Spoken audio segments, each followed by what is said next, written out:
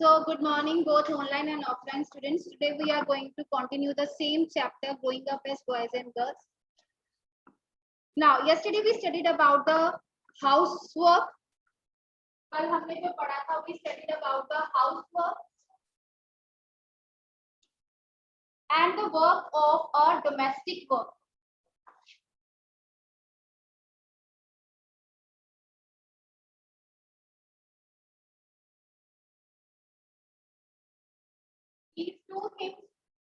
These two things we have done yesterday. And in both of the cases, we devalued the work.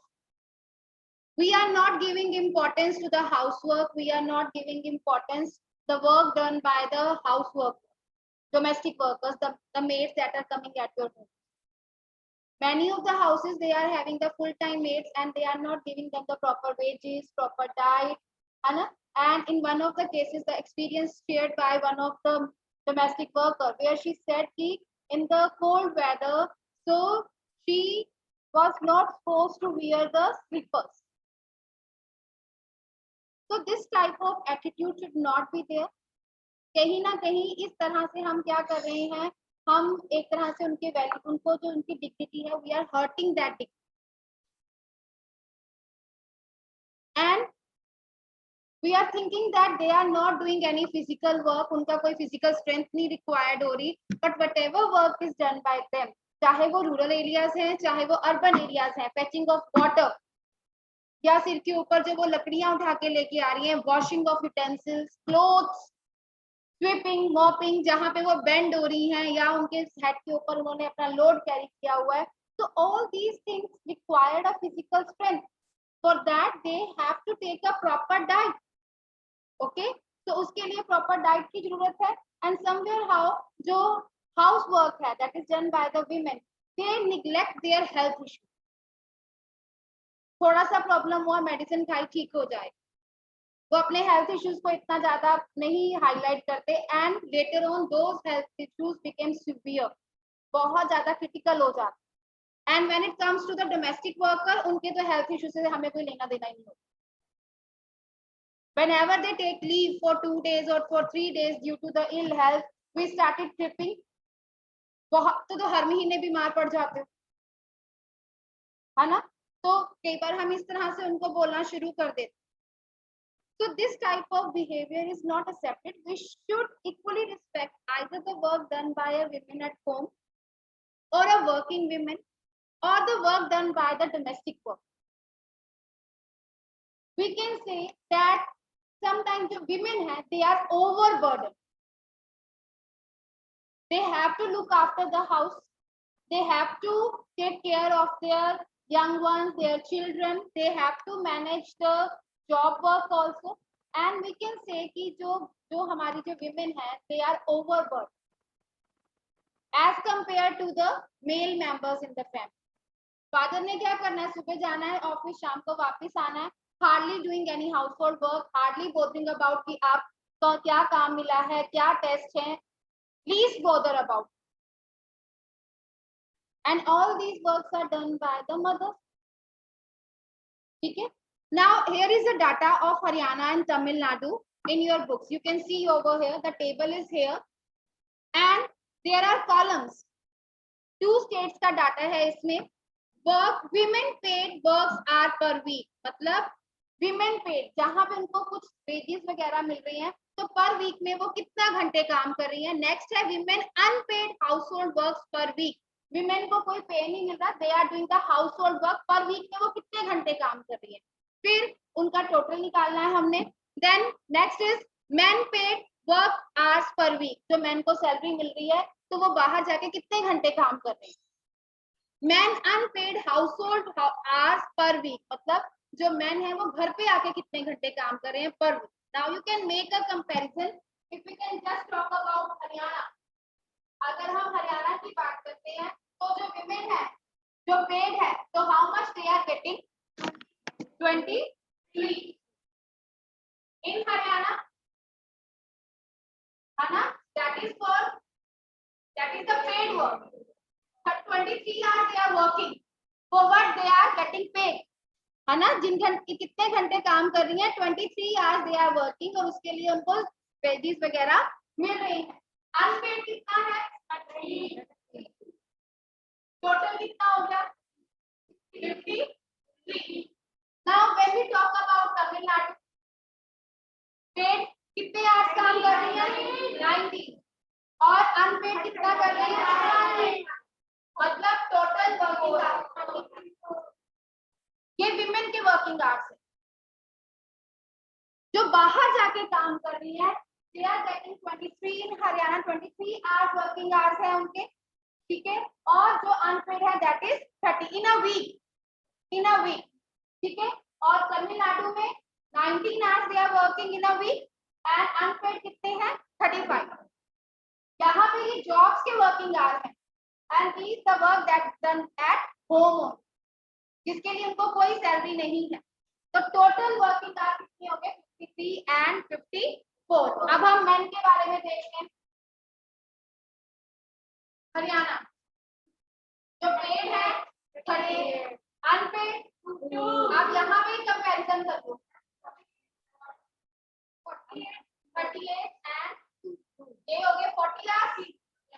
Tamil Nadu 40, 44,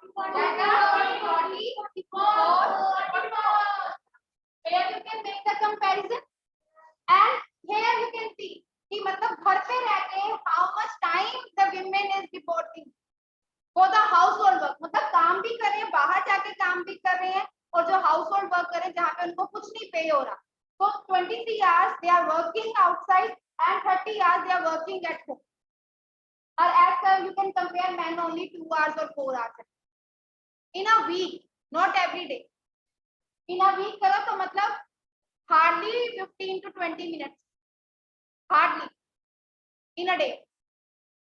Now you can make comparison कि कितना ज्यादा worst condition है, and we can also see कि there are many companies, there are many private companies, those who paid very less salaries as compared to the men. Women को बहुत कम salary मिलती, they paid very less salaries. The same work is done by the men and women, but women are being paid very less salary.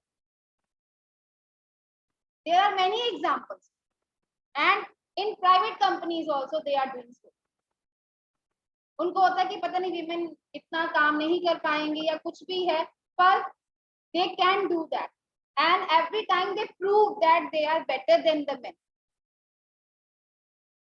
अब हमने ये नहीं देखना कि हमने विमेन को ही अपलिफ्ट करना है, विमेन के बारे में ही बात करनी है. We should also talk about man, we should also talk about boys.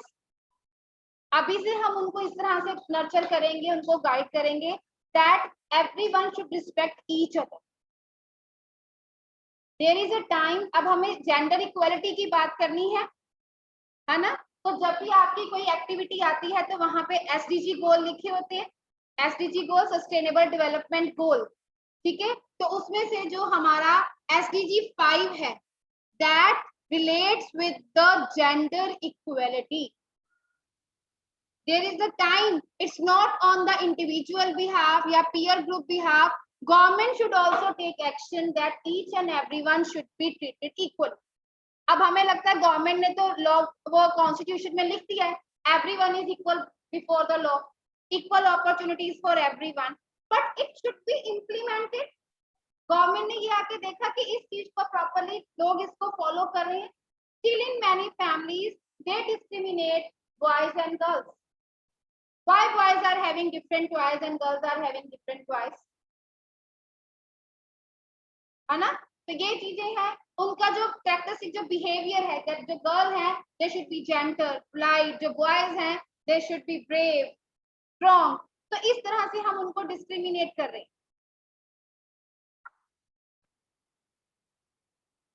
हैं.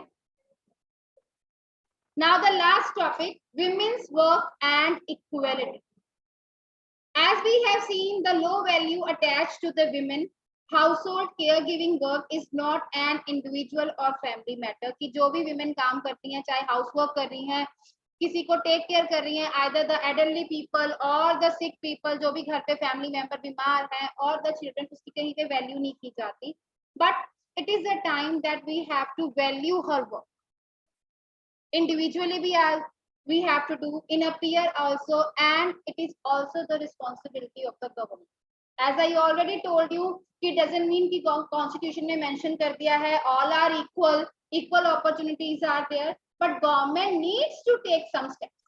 इतना सब होने के बाद भी there is discrimination between boy and girls.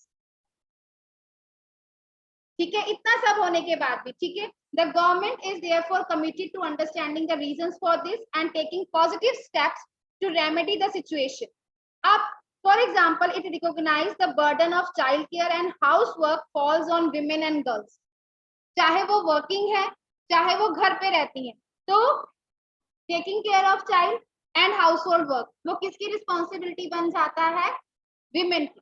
अब द वर्किंग वीमेन, उसके लिए भी गवर्नमेंट ने काफी सारे, अब देखो those who are living at home, जो होम मेकर्स हैं, जो घर पे काम करती हैं, and those who are going to job, उसके लिए गवर्नमेंट ने क्या स्टेप्स लिए हैं? Number 1, the government has set up the anganwadi. Government has set up the anganwadis और child care centres in several villages in the country. Anganwadis क्यों? कि कम से कम कुछ घंटों के लिए जो women हैं, they can just concentrate towards the household work. It's very difficult that women is managing the household work as well as the child care. कुछ टाइम के लिए अगर वो आंगनवाड़ी जो वर्कर्स हैं वो उनको अपने पास रख लेती हैं तो उनका बर्डन कम हो जाता है, क्योंकि वही सेट की जो women का वर्क है that is overburden. घर का काम भी कर रही हैं, जॉब्स भी कर रही हैं, है ना, बच्चों की भी टेक केयर कर रही हैं, सो वी कैन से कि जो विमेन का वर्क है that is overwork. So government take the initiative to lessen this burden at the village level, opening the anganwadis क्या करती हैं? वहां पे बच्चों को प्री प्राइमरी जैसे ABC सिखा दिया, ठीक है, छोटा बड़ा मतलब हिंदी के कुछ जो बेसिक कुछ स्टार्टिंग होती है वो सिखा दिया, कुछ पोएम सिखा दी, कुछ टाइम के लिए बच्चा वहां पे सीखता भी है, दूसरे बच्चों के साथ रहता है, उनको साथ में कुछ एक टाइम का मील वगैरह भी दिया जाता है साथ में. And by this the government can help women those who are doing work at home. अब एक बटन कम कर दिया कि कुछ टाइम के लिए you can do your household work, है ना, बीच में कोई भी आपको डिस्टर्ब नहीं करेगा. जो आपके बच्चे हैं उनकी देखभाल करने के लिए क्या है? आंगनवाड़ी. वो बच्चा वहां पे मतलब थोड़े घंटों के लिए रहता है, वहां पे उसको कुछ बेसिक सिखाया भी जाता है, तो इस तरह से बर्डन कम. That is about the village. And when we talk about the urban areas, creches are there.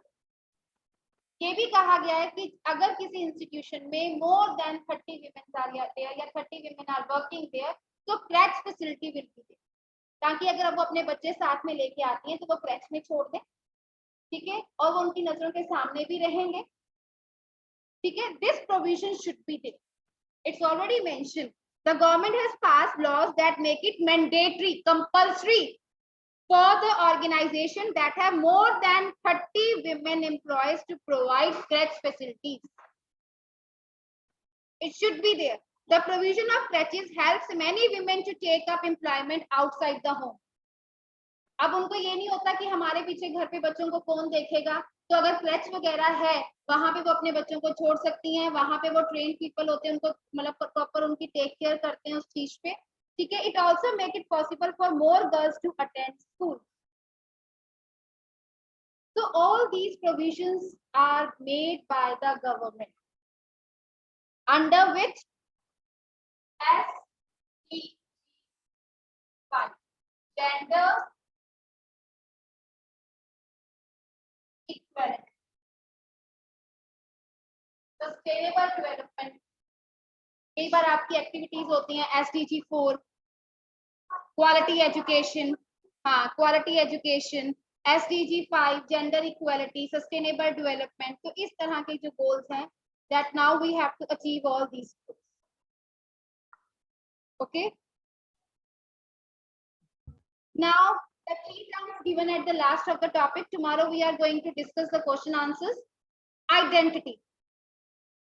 What is your identity? आपकी क्या पहचान है? पूछते हैं ना. Identity is a sense of self awareness of who one is.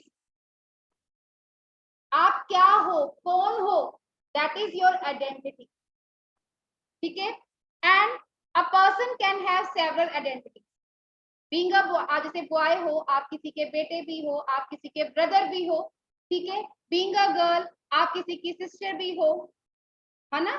So you are having so many multi identity. एक पहचान नहीं है. आप यहाँ स्कूल में हो, यू आर द स्टूडेंट्स, आप स्टूडेंट्स हो, पर घर पे जाते हो आप किसी के बेटे हो, किसी के भाई हो, किसी के सिस्टर हो. So different roles you have to play. Multi identities are there. Double burden. Overburden literally means a double load. This term is commonly used to describe the women's work situation. She has to do the household work. She has to do work outside also. Jobs भी करनी पड़ती हैं उनको. It has emerged from a recognition that women typically labor both inside the home and the outside. घर पे भी काम कर रही है, घर से बाहर भी काम कर रही है. Caregiving. Caregiving refers to a range of tasks that related to looking after and nurturing. Looking after किसको करना है? उन्हें चिल्ड्रन को करना है ना. घर पे और कौन है? एल्डर्स हैं, उनको लुक आफ्टर करना है, उनको प्रॉपर देखना है. So this is also the task. उसके लिए भी कौन है? That are women are there. Now devalued. When someone is not giving due recognition for a task or a job they have done. कोई किसी ने इतनी मेहनत से काम किया है, आप उसको अप्रिशिएट नहीं कर. You are not appreciating. Now they can feel devalued. For example, if a boy has put in a lot of effort into making a special birthday gift for his friend and his friend does not say anything about this, then the boy may feel devalued. पूरे chapter में हमने women के role को, girls के role को पढ़ा. It's not only that women work is always devalued. We can also say कि कोई भी हो सकता है बेटा. If you are not getting recognition, if someone is not appreciating you, तो वो आपकी devalue ही हो. आप एक्टिविटीज में पार्टिसिपेट कर रहे हो, टीचर आपको, विनर तो एक या दो ही होते हैं, पर बाकियों को भी अगर अप्रिशिएट कर दें तो इट मींस यू आपका कहीं ना कोई मोरल बूस्ट होता है. उस चीज आपको वैल्यू किया गया. आप कहते हो हम तो एफर्ट भी करते हैं, चलो first sector participation is more than winning. पर अगर आप पार्टिसिपेट करके उसको भी टीचर आपको अप्रिशिएट कर रहा है, it means whatever work you have done that is valued by the. पर अगर वो अप्रिसिएशन नहीं आ रहा, it means give it. So these are the key terms.